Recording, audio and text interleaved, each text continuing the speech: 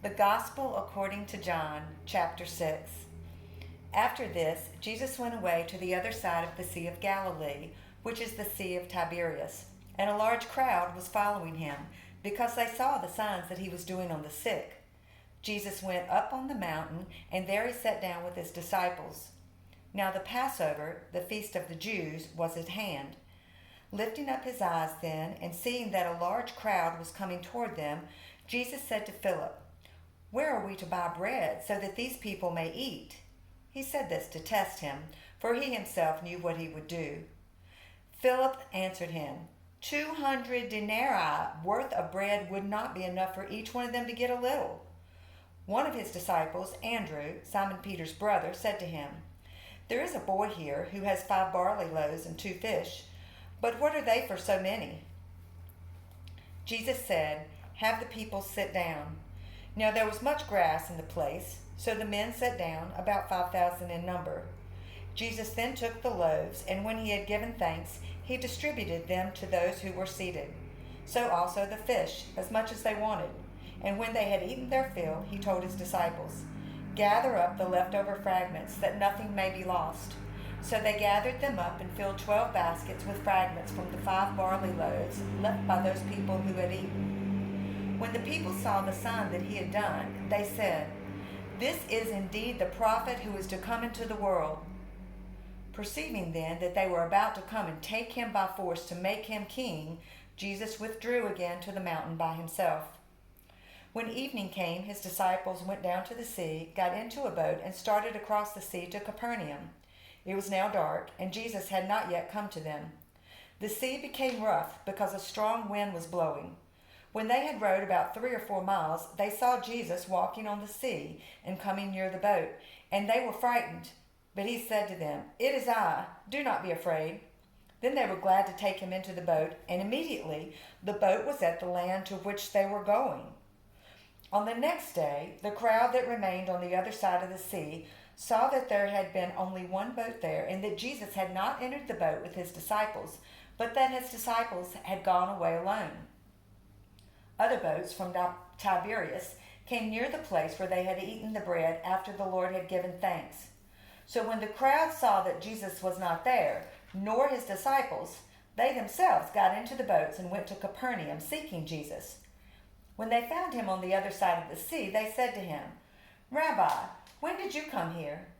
Jesus answered them, "Truly, truly, I say to you, you are seeking me, not because you saw signs, but because you ate your fill of the loaves. Do not work for the food that perishes, but for the food that endures to eternal life, which the Son of Man will give to you. For on him God the Father has set his seal." Then they said to him, "What must we do to be doing the works of God?"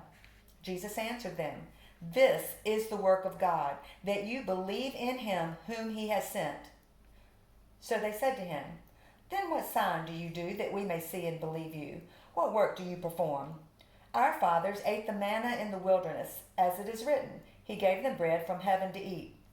Jesus then said to them, "Truly, truly, I say to you, it was not Moses who gave you the bread from heaven, but my Father gives you the true bread from heaven. For the bread of God is he who comes down from heaven and gives life to the world." They said to him, "Sir, give us this bread always." Jesus said to them, "I am the bread of life. Whoever comes to me shall not hunger, and whoever believes in me shall never thirst. But I said to you that you have seen me, and yet do not believe. All that the Father gives me will come to me, and whoever comes to me I will never cast out. For I have come down from heaven, not to do my own will, but the will of him who sent me. And this is the will of him who sent me, that I should lose nothing of all that he has given me, but raise it up on the last day. For this is the will of my Father, that everyone who looks on the Son and believes in him should have eternal life, and I will raise him up on that last day." So the Jews grumbled about him because he said, "I am the bread that came down from heaven." They said, "Is not this Jesus, the son of Joseph, whose father and mother we know? How does he now say, 'I have come down from heaven'?" Jesus answered them, "Do not grumble among yourselves. No one can come to me unless the Father who sent me draws him, and I will raise him up on the last day. It is written in the prophets, and they will all be taught by God. Everyone who has heard and learned from the Father comes to me. Not that anyone has seen the Father except he who is from God. He has seen the Father. Truly, truly, I say to you, whoever believes has eternal life. I am the bread of life. Your fathers ate the manna in the wilderness, and they died. This is the bread that comes down from heaven, so that one may eat of it and not die. I am the living bread that comes down from heaven. I am the living bread that came down from heaven. If anyone eats of this bread, he will live forever. And the bread that I will give for the life of the world is my flesh. The Jews then disputed among themselves, saying, How can this man give us his flesh to eat?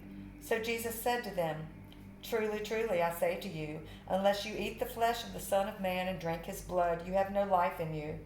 Whoever feeds on my flesh and drinks my blood has eternal life, and I will raise him up on the last day. For my flesh is true food, and my blood is true drink. Whoever feeds on my flesh and drinks my blood abides in me, and I in him. As the living Father sent me, and I live because of the Father, so whoever feeds on me, he also will live because of me. This is the bread that came down from heaven, not like the bread the fathers ate and died. Whoever feeds on this bread will live forever. Jesus said these things in the synagogue as he taught at Capernaum. When many of his disciples heard it, they said, This is a hard saying. Who can listen to this? But Jesus, knowing in himself that his disciples were grumbling about this, said to them, Do you take offense at this? Then what is it you were to see? Then what if you were to see the Son of Man ascending to where he was before? It is the Spirit who gives life. The flesh is no help at all. The words that I have spoken to you are spirit and life. But there are some of you who do not believe. For Jesus knew from the beginning who those were who did not believe and who it was who would betray him. And he said, This is why I told you that no one can come to me unless it is granted him by the Father. After this, many of his disciples turned back and no longer walked with him. So Jesus said to the 12, Do you want to go away as well? Simon Peter answered him, Lord, to whom shall we go? You have the words of eternal life, and we have believed and have come to know that you are the Holy One of God. Jesus answered them, Did I not choose you, the 12, and yet one of you is a devil? He spoke of Judas, the son of Simon Iscariot, for he, one of the 12, was going to betray him.